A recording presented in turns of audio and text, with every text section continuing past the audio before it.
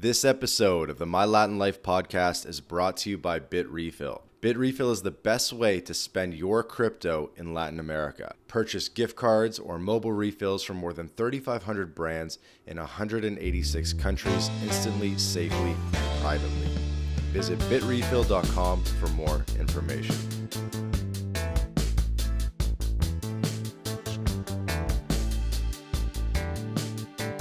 Welcome back to the My Latin Life podcast. Since 2014, My Latin Life has been your trusted guide to traveling and living in Latin America.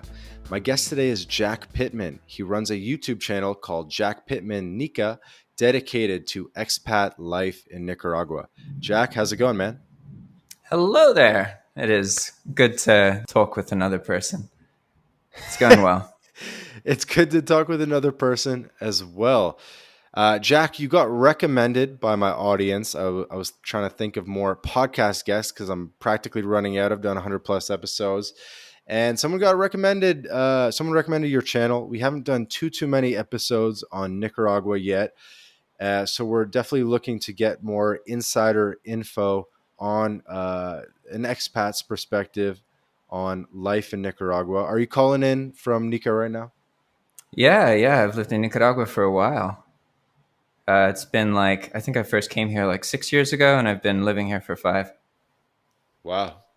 That makes you an OG. Anything pre-2020 is an OG, in my opinion. Yeah. Medium OG, at least. Cool. Where in Nicaragua are you based? Managua.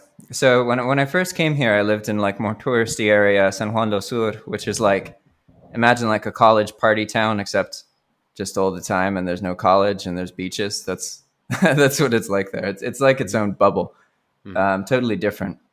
So I didn't actually like it that much. I didn't feel like I was getting a sense of sort of what life is like for most Nicaraguan people. And I personally have traveled my whole life, so I prefer to get in the gritty with wherever I am. It's what I feel we should be doing when we travel, is exposing ourselves to these cultures instead of just hanging out with a bunch of travelers. but that's just an opinion thing, So No, I live in Managua. All my audience is nodding their head in agreement. It's good to hear.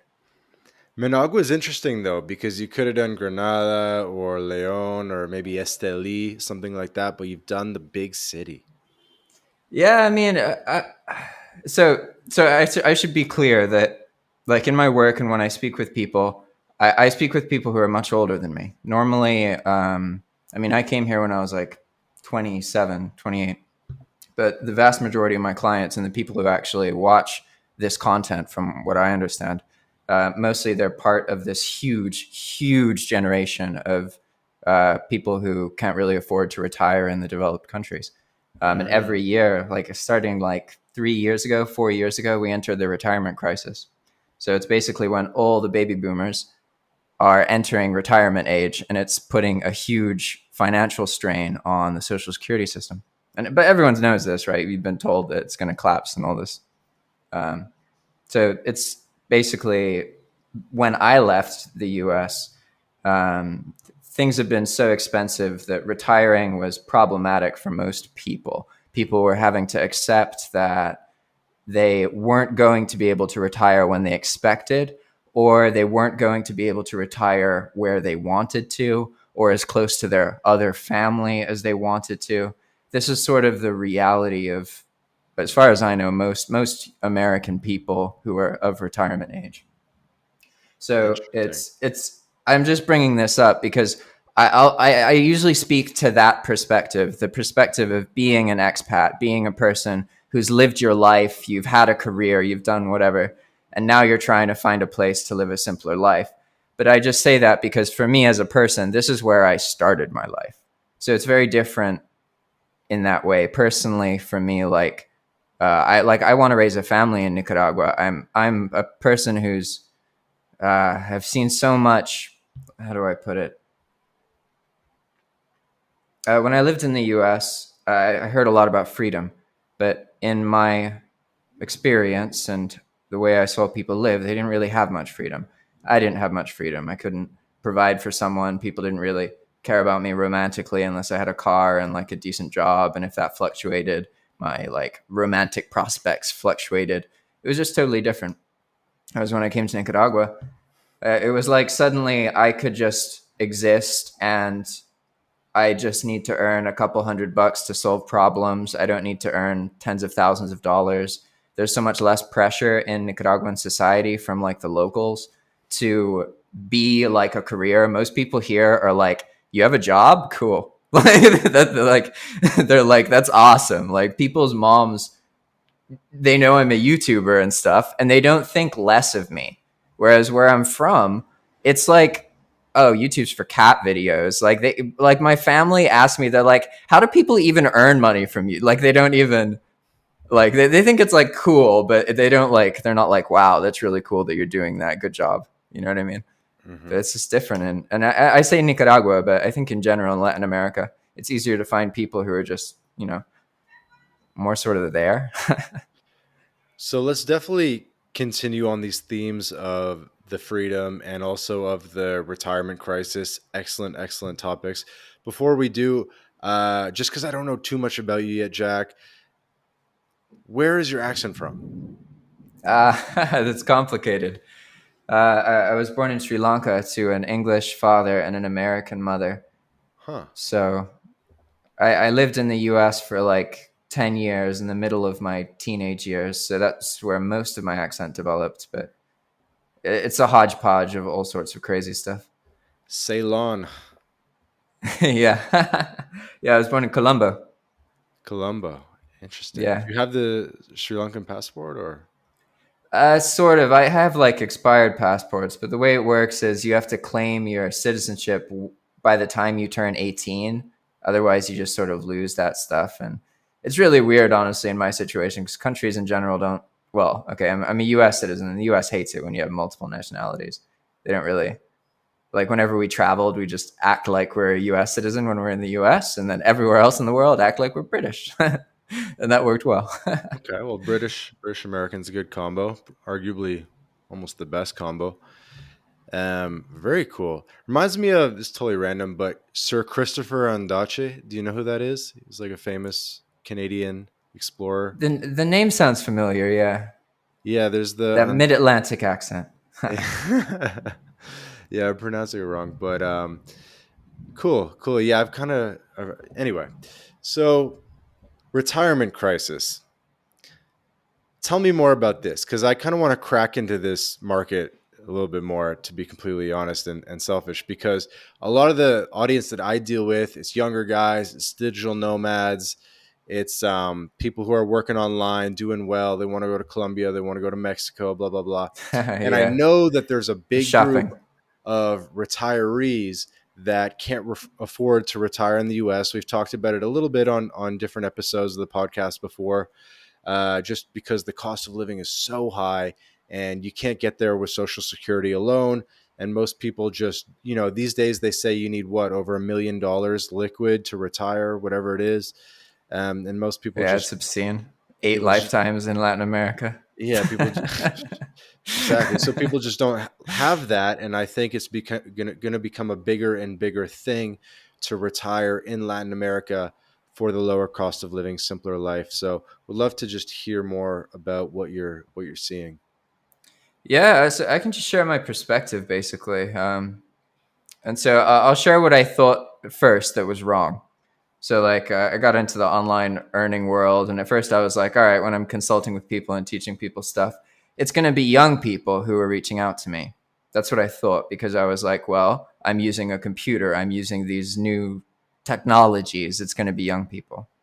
But what I found is that this is a world outside of the system. It's a world of people who either have grown so fed up with the system and society that they've fallen out of the cracks, or they've just gotten lucky and fallen out of the cracks. But when it comes to earning money online and this lifestyle, it's not normal. And most young people are still full throttle into society. They're very impressioned by the pressures they feel from their parents, from their themselves, to be working and be earning enough and buy a house and be able to afford this. And young people, especially now, have a inordinate financial pressure upon them. It's quite tragic. Hmm. And so, are most people finding you from YouTube? Yeah, I try and make YouTube videos with the sole purpose of the video itself has one clear message, and tries to stay like it's teaching that one thing, or maybe talking for 20 minutes about that one subject. Um, and then I found that by just doing that and sort of accumulating a bunch of these videos about useful things that people have asked me before, people like that generates traffic basically. And then by in the videos saying like, hey, you can consult with me or check whatever out. If you do that specifically in the end of the video, you're only talking to the dedicated people in your audience. Whereas if you do it in the first, like, the standard format on YouTube is like you have a call out in the first like 15, 20 seconds where you say your sponsor, say your monetization. And then like you do the proper one, you interrupt them like after 2 minutes. And it's usually kind of random, not related. But you can make it so that you don't really want to talk to those people, because each video is basically two sort of messages. Your one message is to be free and useful to all these people who just want to solve this problem, and you're solving that problem for them, and they need that. And then after that, there's going to be people who maybe one out of every 100 of those people who you helped, they're going to be impacted by what you did for them. They're going to feel like attracted to more, or they're going to want to They want learn to talk to more. Jack. Yeah, or whatever it is. In this case, yeah, it's like I pitch a consultation service, which is like Good. just $20 for like a 30-minute talk, basically. And you can apply the same metric to anything, and I do that also for video games. So I love playing the game Valheim, but it's really challenging normally to earn money from games. But you can use the same method basically, where as long as you can create content that solves people's problems, and then you have some way to offer something valuable to some of those people that's directly relevant, not like some VPN, like directly relevant to the subject. That works really well. It's like an evergreen model that you can apply to many different things working online. And I love YouTube, honestly. I think YouTube should play a role in, if you're doing something online, there's a way to use YouTube to do it better most of the time, or at least learn how to do it better. This episode of the My Latin Life podcast is brought to you by Language Blend, the new best way to learn Spanish. Language Blend focuses on what you actually need to live and get by abroad. With daily one-on-one lessons, a dedicated texting partner, it's like living in a Spanish-speaking country without ever leaving home. Go to languageblend.com for more information. So tell me a little bit more about the situations that are affecting retirees, the questions and concerns that they're asking, and kind of the FAQ, how the common answers that you're giving. Yeah. Okay. So a lot of it's just reassurance, because these people think that Latin America is a very, very dangerous place. Like if you were to make a movie out of what people who haven't been to Latin America thought about Latin America, it would be a really action-packed, violent movie full of like drama and issues and all these things. And my job really is to just be here, show I'm still here, and show that I'm happy. And that alone is so confusing to people that it helps unwind all of this nonsense and mess that they've been told. Because in Nicaragua in particular, I think many Latin American countries, they have this blanket of prejudice from the developed parts of the Americas. But Nicaragua in particular has a lot of, there was purposeful propaganda made against Nicaragua, let's say fairly recently. So people in the US who are in their 40s or 50s, they remember going through this stuff. Whereas a lot of the fuckery, that the US has done in Latin America, a lot of the more intense parts were more maybe like 60, 70, 80 years ago. Whereas in Nicaragua, it's quite recent. and we're still involved and messing around. And that's what's so sad, really, is when you spend more time in Latin America, and especially when you talk to locals and you start to just hear their stories. And it's so weird for me because I mean, I know that millions of people are fleeing Latin America to go where I just fled. Hmm. It's You interesting know, it's paradox. weird. Yeah, it is. It just shows you how it's all relative. But the part that I mentioned that it's disturbing for me is being here and seeing more to why. Because when I wasn't in Nicaragua, it was easy for me to be like, oh yeah, Latin America is just so dangerous. There's just all those drug cartels and all that horrible stuff. Of course, people want to leave.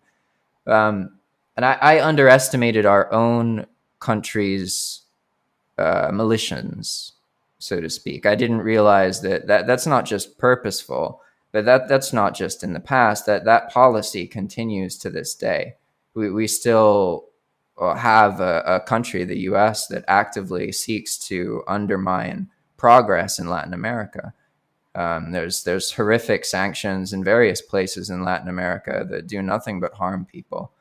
It's a very tragic. And just to give some context, because people like US people sometimes will consider me a bit conspiracy theory here, but let me explain that in Nicaragua, we we I'm an American citizen. Okay, so when I say we, I'm saying our government. This is what we did, whether we were supposed to or not.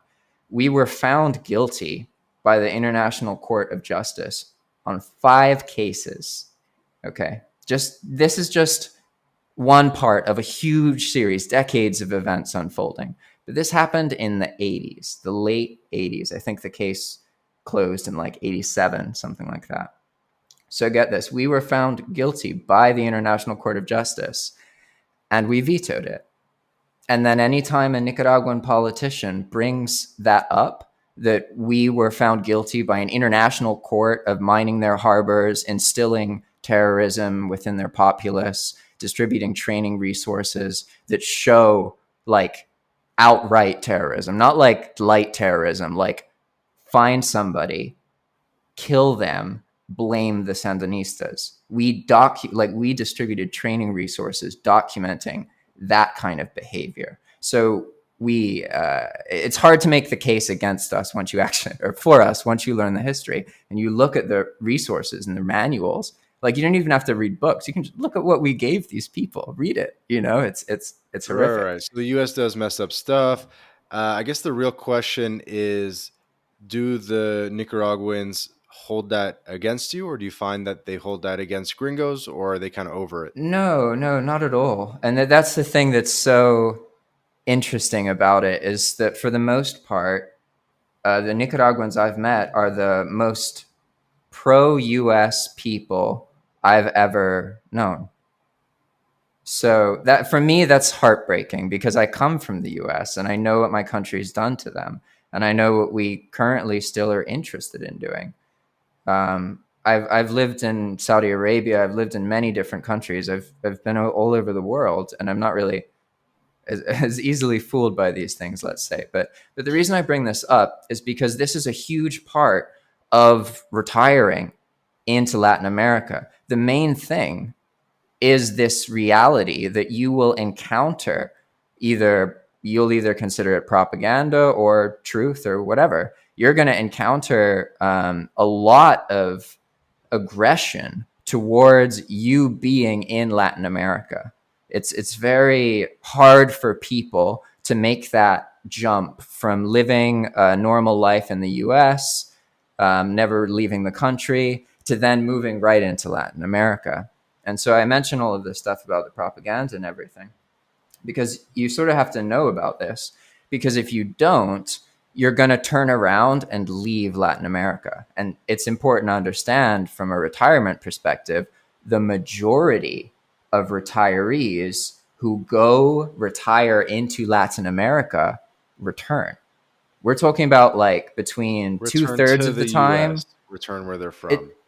where they're from, exactly. Okay. The majority of people who make the decision, I'm going to retire here, and they go through the government roles, they do everything, they do the official retiring. The Right. majority of them do not stay. across all Latin American countries. The majority of foreigners leave. Interesting. Do you have So like a one of the do you have like an average timeline how long they end up staying? No, I only learned about this through talking to the retirees who talk to me, and it's funny because like they pay me to talk to me, but I learned from that. Like I learned so much from all of the people I talk to. It's amazing. But but in general, yeah, they want to make like everything official, and sometimes they yeah, it's like it's I understand bringing these subjects up. For example, it can be abrasive to people, but I try and do this on purpose in the beginning, early on, so because they're going to encounter that, and it's really going to be the thing that kind of determines: are you able to keep living in the country, or are you going to keep exposing yourself to that perspective? Because I've Well, met people here in Nicaragua who are convinced it's a horrible country and who are leaving. I've also met people who love it and think it's amazing. I've met like so many of every different side and circumstance. I've met Nicaraguans who are incredibly happy and have nothing. I've met Nicaraguans who seem really wealthy but really miserable. Like it's just like any other country. There's a huge variety. But if you don't understand the history and the context of what's going against the online image of Nicaragua, it will corrupt your experience in Nicaragua. And I'm only speaking from my experience here in Nicaragua, but as far as I know from comments online, this is also true in most other Latin American countries. hmm.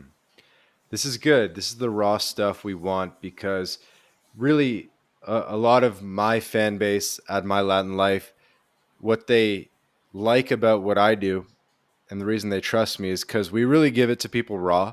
It's not maybe like international living or live and invest overseas where it's this sort of romanticized version of Well, things yeah, a little bit. everyone's trying to pitch and that's the problem. That's why three or four people out of every five like go back. It's because they've been sold something that they don't want. They don't know what it is that they bought. Dude, I had this call with somebody. He wanted me to record a video of his house in progress, right? That he was building. Hmm. And he couldn't tell me the address. He didn't know, and I was like, okay, whatever. So first off, he thought the guy who he bought it from had told him it was in downtown Managua, which makes it sound like it's like walkable in the capital, right? It's actually a 30-minute drive away from Managua. So that's the first flag. Other thing, this guy doesn't even know the address. I have to go to the compound and ask around to get his address. Like I find him his address, right? And so like that's why people have to be so careful because there are predatory institutions and people At least it throughout Latin existed. America, yeah, who are trying to rope in people like this, and it's crazy what they get roped into. Like honestly, like I I didn't even know that you could like people actually buy property in another country that they've never been to without ever visiting a single town there. It blows my mind. I guess people just have a lot more money than I do. Yeah, we definitely recommend like an exploratory trip before making a big move because what it doesn't really cost much to take a little 1 week trip down You there. save money. Yeah, Dude, if you're yeah. living in the US, you literally save money just being in Latin America. Well, I don't know about other people, maybe if you're really living it up here, but that's how it worked for me. Like I bled money in the US. I lived on the East Coast in Nova. It was like incredibly expensive. It was thousands of dollars for a room, like just a room in like a crappy area. It was like Hmm. just so different than where I live now. So different. Yeah, and I guess what I meant is some people will be like, "Look, I'm going to spend 6 months in Colombia," right? They're not buying, they're not retiring, but I'm like, before you do the 6 month pull the trigger, you might just want to go rip it for like 1 week. There's a Yeah, trip yeah. made anyway, and that might change your perspective about what city you intend on basing up in, or like it's worth it. It's worth it. Yeah, absolutely. That's great advice. I mean, really, that's it's blown my mind too talking to these people because I used to think like, when people are in their 60s or 70s, they're not capable of frivolous behavior and purchases. But I mean, I've talked to people who were like, I mentioned that like, hey, it's really better for you to like have the experience, go visit a place and purchase things based off of your feelings, what you felt. Did you like the place? Not just off of, because they're always like, how do I find the website with the deals? And I'm like, it's really expensive if you do it that way. And they're like, I don't care, just show me the deals. And it's like, it's some of these people, they never actually retire. They're just very, yeah, there's a lot of people struggling. That's the easiest way to explain it, especially after COVID and inflation. I don't even know how people are doing this. I've been here for 5 or 6 years, and it was unbearable for me where I was living then. I can't even imagine. Like, I've never had to deal with my rent going up in my life. I've never had to deal with that. But everybody I know has. All my friends in the US have. So it's like, it's so weird. So weird. Hmm. How much are you spending per month in Nicaragua? My whole life is like between $700 and 1,300. It really depends. Depends what's going on. Sometimes I overspend a bit, but So overspending is yeah, it's pretty much. $1,300. Yeah, yeah. It depends because I don't have like an always regular income. So sometimes I might not have much income for a month or two, and other months I have more because I don't just work like regularly, I guess.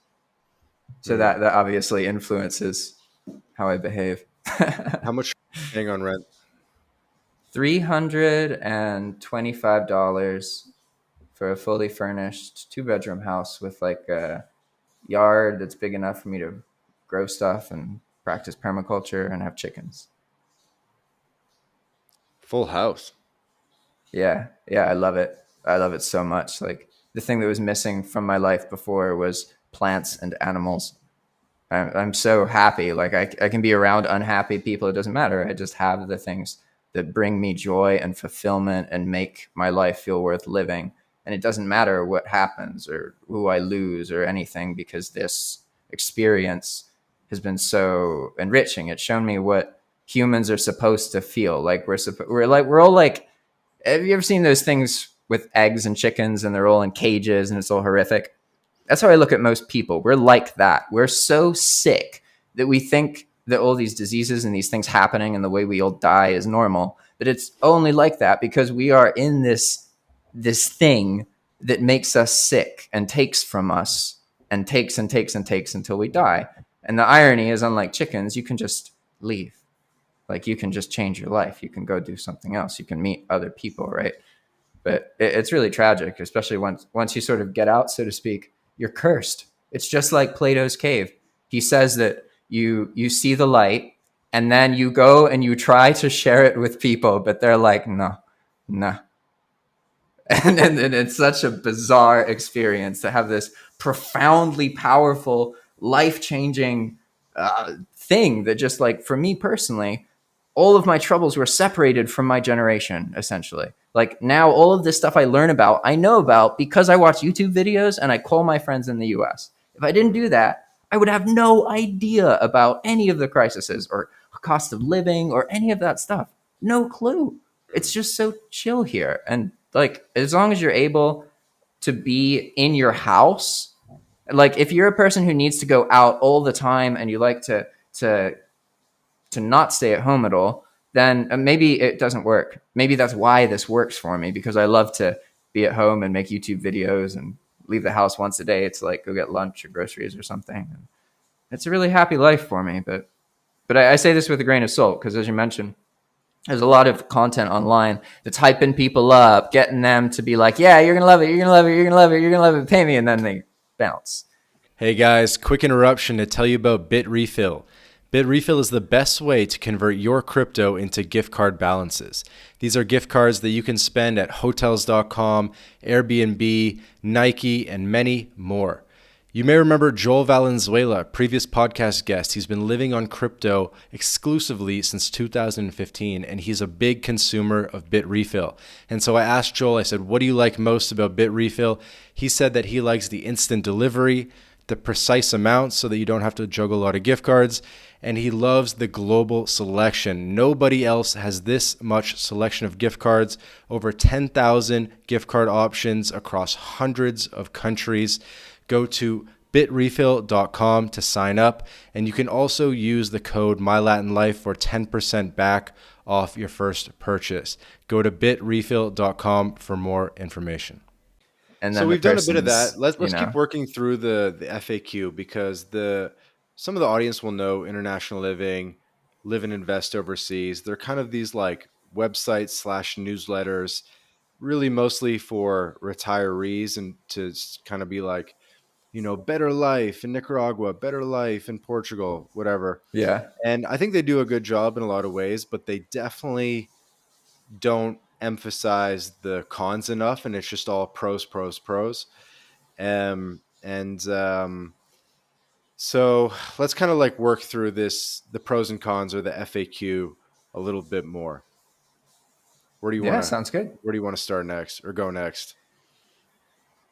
Let's see. It, I guess just to be clear, there was a point earlier about I was saying how I was surprised that people weren't younger, right? But I didn't connect that dot. sure. So what I found is people in general online, the people I've talked to who are really successful, earning money online and retiring, whatever it is, because retirement in a Latin American country and earning money online are surprisingly related, right?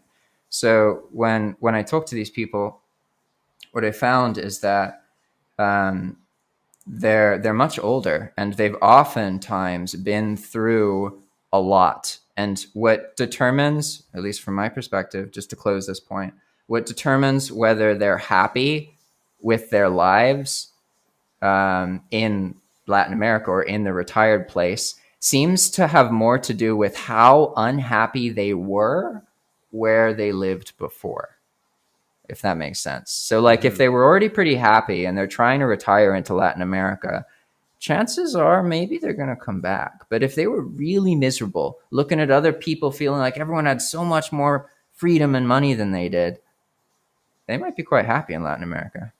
Does that make sense? Right. It's more escaping than thriving, I guess. Yeah, it's just important to understand that it's everybody will get excited when they first go to a country that's pretty and cheap. Like, basically everybody will. So this period of time, you need to acknowledge it exists and understand you're in this excitement phase where you're abusable because you're excited by everything. You, like, when you take a foreigner, let's say someone from, I don't know, California, and you bring them to Nicaragua, you can show them a house and offer it for 4 times its value, and they will think that is so holy shit cheap. And so people abuse that. And it's really important to understand that you sort of need time in the country to put your rose tinted goggles down and to face your demons that you're running away from. Because ultimately you're going to have to face those same sort of problems. Your life will settle down, the discomfort, the change will fade, the novelty of it will fade, and then you'll be you again in this different place, right? So what you're running away from has a lot to do with whether you stay where you're going, right? Hmm. And so I assume learning Spanish is a big piece of the puzzle. It can be. It really depends. Like, for me personally, I learn when, like, I need to do things, and I learn by being around people and everything. But I wouldn't say that, like, learning Spanish solves all the problems, because that's really just something that's going to happen when you live there. And the reality is that people are just bad communicators. But no matter where you live, if you live in Latin America or if you live in England or India, wherever you live, most people put minimum effort into communication. So what I've found, at least, is that there's times that I've thought, oh yeah, this would just be easy if I learned Spanish.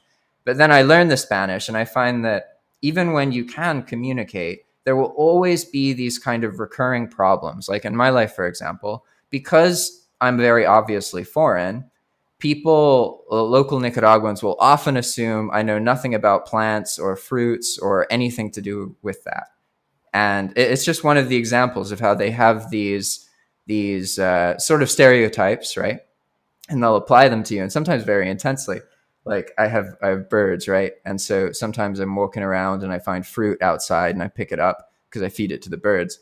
But multiple times in different places, people have seen me picking up the fruit and it's like clearly rotten and with maggots and stuff. And they're like, no, no, no, no, don't eat that. Like, they're like, that stupid foreigner, he's going to eat the fruit. It's just, it's funny how all these dynamics play out, Hmm. What are some other things that people tell you about Nicaragua? Maybe sort of perception versus reality on the ground, People tell me about Nicaragua? Like, you mean people who or live here? People who or want to live here? Locals, foreigners? What do you mean? yeah, a little bit. I guess the question wasn't super clear, but I guess in general, perception versus reality in Nicaragua. Ah, okay. I'll just share how I look at it from my perspective. Obviously, this is very wrong. I'm making generalizations about like 7 million people, so bear with me. Um, as far as I can speak from, I can speak from the foreign perspective on Nicaragua and what I've learned about the locals' experience growing up inside Nicaragua, having never left the country. From my perspective, regardless, Nicaragua is an amazing place to live and you should earn money online and live here. Like that's what I truly believe as the ultimate key to having an easier, healthy, happier life. And it doesn't matter if you're a foreigner or if you're a local. It just kind of like, if you're a foreigner, you have to get over all those things and actually come visit and then see how you feel when you're here. And most people will never do that. So that covers most people. But then if you're a local, it's kind of the opposite. Because I mentioned before, there's all this propaganda and stuff, and it's very complicated. But every time I'm saying me, like a Westerner, I'm a white person, I'm a white man, right? Anytime I'm like, I have a privilege, I am an American, and I have material, I have things that other people don't have, and I should be grateful for this. This sounds good to us. It sounds like we're being respectful, like we're being humble. But these people have heard that their whole lives. They've been told that they are less.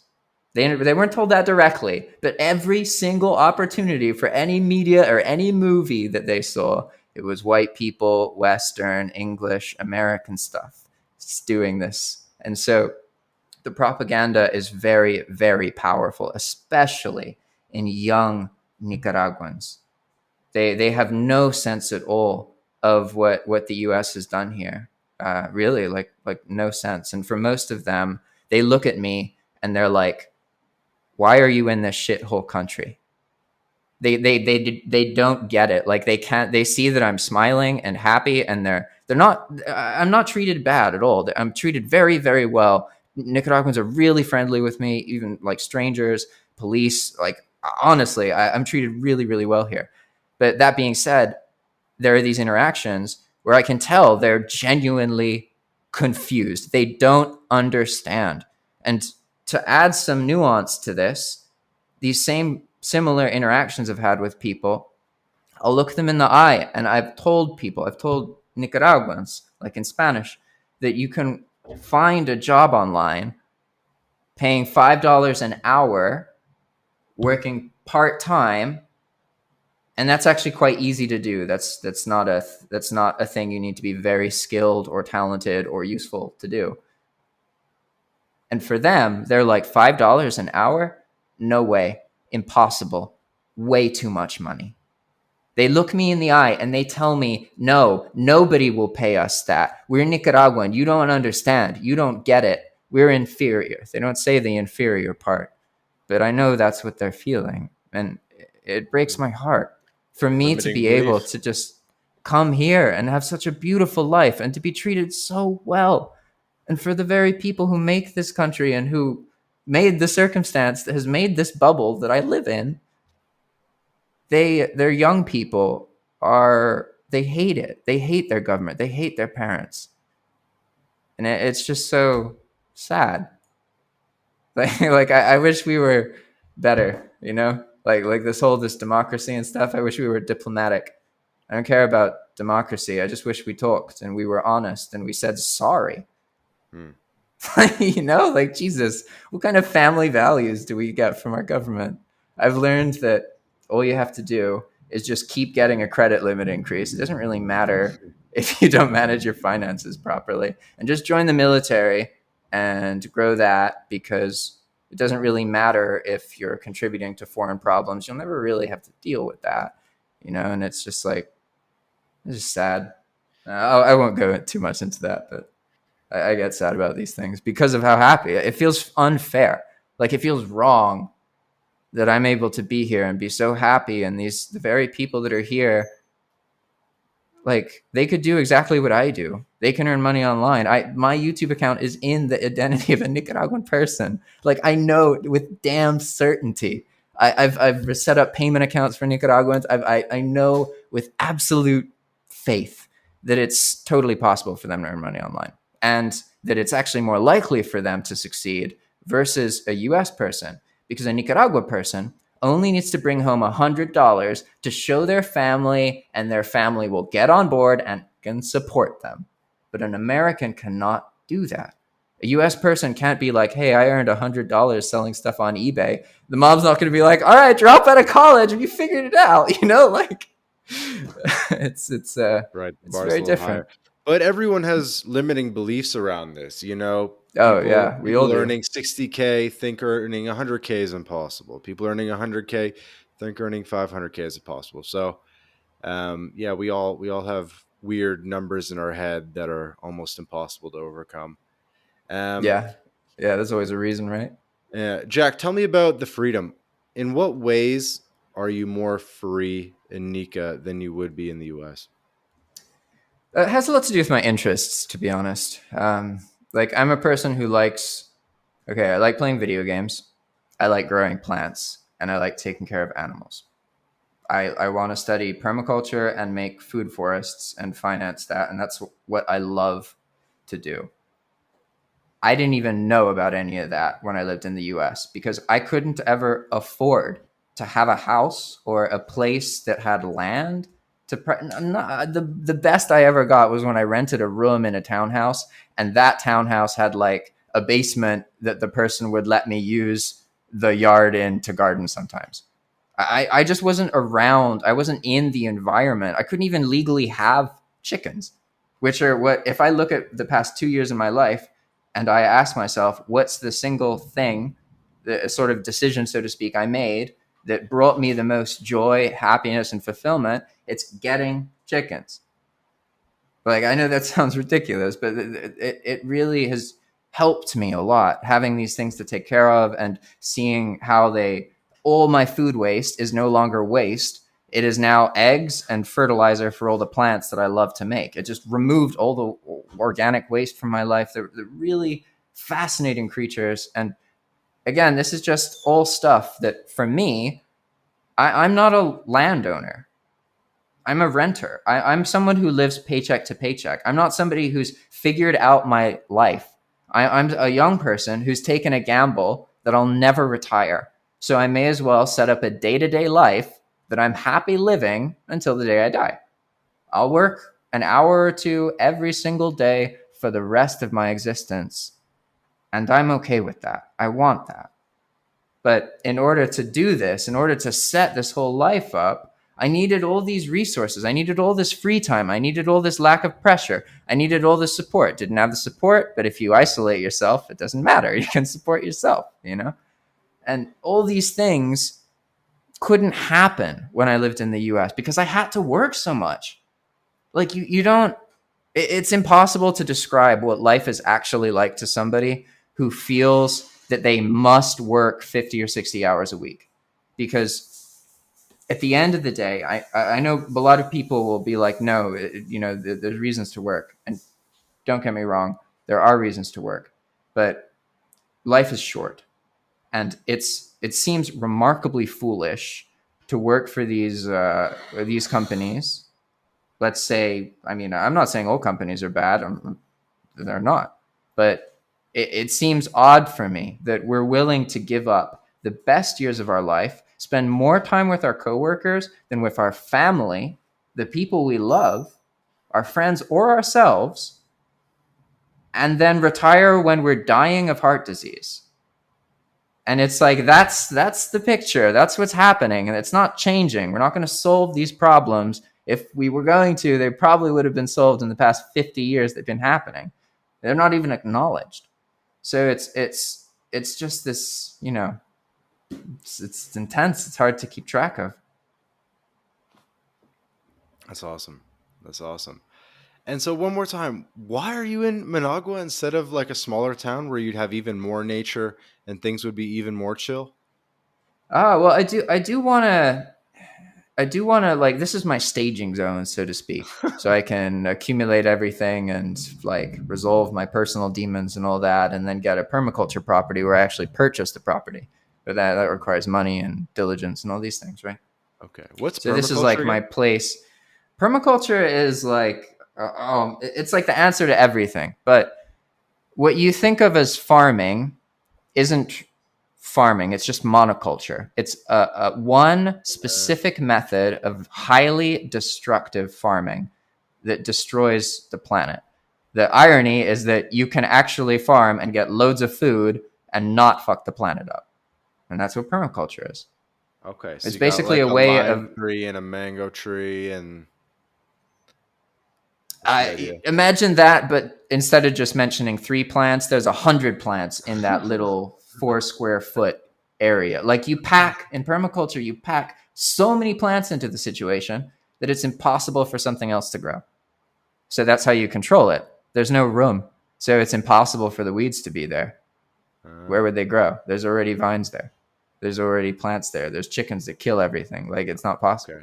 okay. You So smoke that's a, weed? What's the weed situation in Nicaragua? it's weird here. It's so weed is illegal, but it's pretty chill. When I first came here, I didn't smoke, so I was worried of getting in trouble. But then all my local friends smoked weed and stuff. So you can get weed here. It's lower quality. It's a lot cheaper. If you are in a car, you might have trouble with police. $40 bribe, that'll go away. That's it, basically. That's the weed situation. Hey everybody, hey everybody. Quick break from the podcast to tell you about Language Blend, the best new way to learn Spanish. Language Blend was co-founded by Jake Nomada, friend of the podcast, decade of experience in Latin America, and Jake and his team, they put everything into this program that they wish they had in terms of how to level up quickly with your Spanish language skills. Because the faster that you can get conversationally fluent in Spanish, the better the experience that you're going to have in Latin America. So go to languageblend.com for more information. Cool. And if someone was considering Nicaragua versus somewhere else in Central America, how would you sort of like break down the trade off of different countries? I honestly can't answer that. Like, I've just lived in Nicaragua. For me to answer that, I have to project my experiences onto. There's so many other countries in Latin America. I've never even been to Mexico. Like, I don't. I've been to Costa Rica, and it struck me that it felt like I was in the USA. I didn't feel like I was in a foreign country. But then when I left the main city, it felt like I was in Nicaragua. So I was like, what the hell? Whereas Hmm. Nicaragua is it's like more rural. But I honestly, yeah, I can't give enough context. I haven't experienced other countries here. Um, the only thing I can imagine it would be other countries.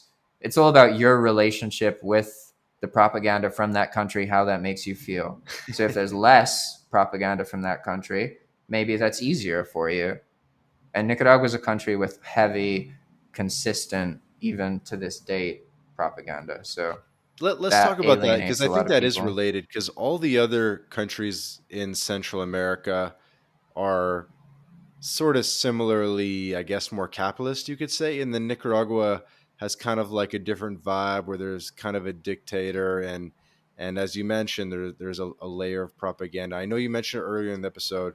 Can we just kind of take one more crack at explaining like what we're really Yeah, talking I about here? mean, Honestly, it's hard. Like, I remember what I thought, and like words like that, like dictator. I remember that perspective. But living here in Nicaragua, I've seen infrastructure grow. My 5 or 6 years here, I've seen programs the government runs for poor people to give them housing and food. I've seen actual changes. I talk to like the homeless people in the street, and that situation hasn't seemed to have gotten worse. It's not like where I'm from in the US where it's literally like you can't always just talk to homeless people. Sometimes they're so drugged that they're aggressive. It's like I've never been in that situation here. People are always like friendly with me and chill. And so it's just so heavy, and I can't tell you. I don't know why. I know what we've done, and it's disgusting. Like really, it's disgusting. There's no way to justify it. I think maybe that might have something to do with it. Because in general, we have a policy of never apologizing, but it's easier. You know that sunk cost. I think that's the phrase. It's like once you've put effort into something and you've made such a fool for yourself, you have to just keep it going. You can't stop. You know. And I think in some ways what we're watching unfold, because it's not just in Nicaragua, the US right now is more propagandized than it was in the Iraq wars, the Afghanistan wars. We're in an era right now that has No, I very get it. I heavy get it. It's war hypocritical for propaganda. sure.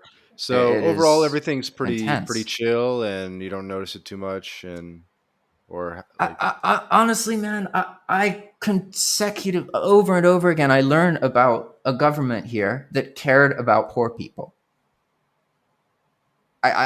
It's if I just told you it's chill, that wouldn't describe it, because then that would imply that I see a similar way of governing people that I saw in the US. But I don't. The police here, like, yeah, the media and stuff has made people more scared of police now, but they're nowhere near as scary as US police. US police are fucking terrifying, and they can kill you, and it doesn't matter. Like, it really doesn't matter. They might lose their job, maybe.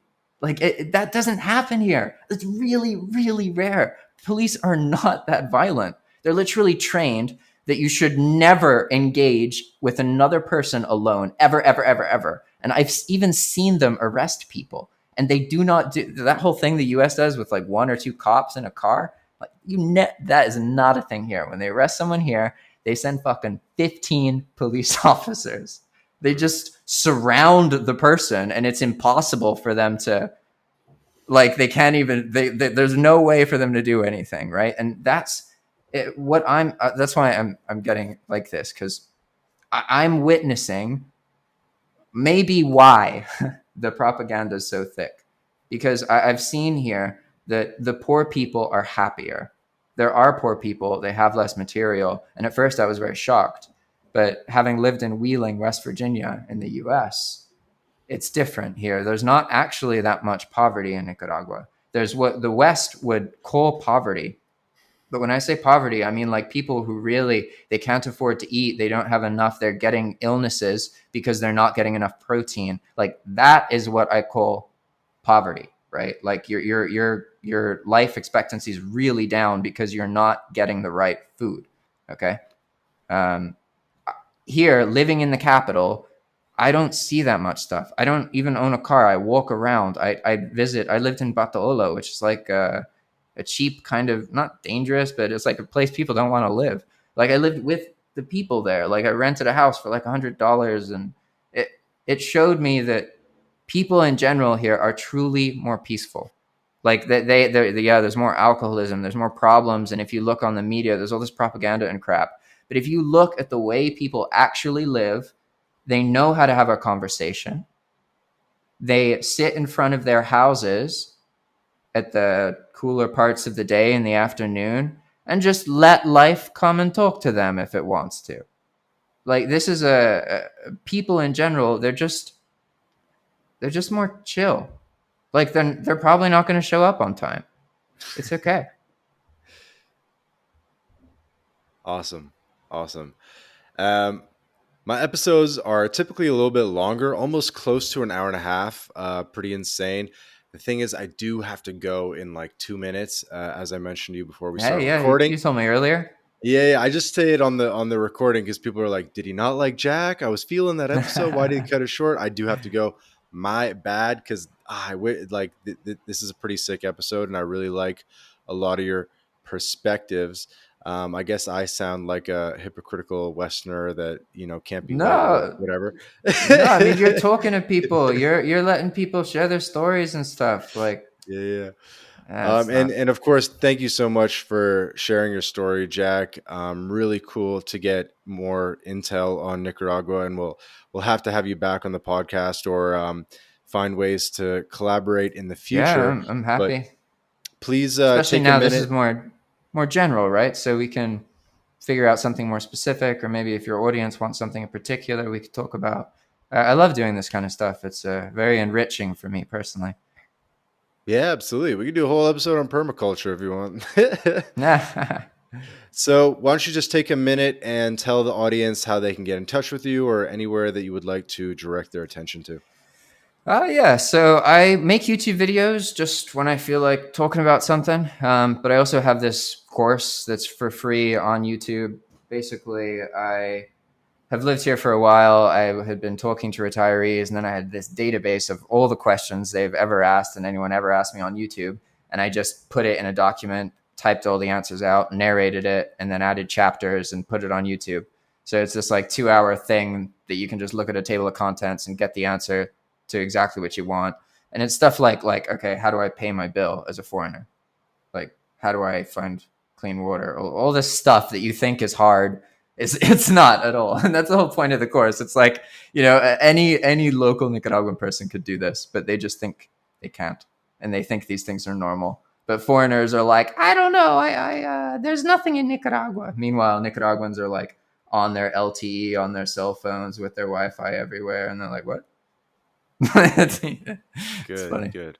So, guys, But pick up yeah, so you Jack's can just free go to course. YouTube, look for Mhm. Jack Pitman, and then I also offer a consultation.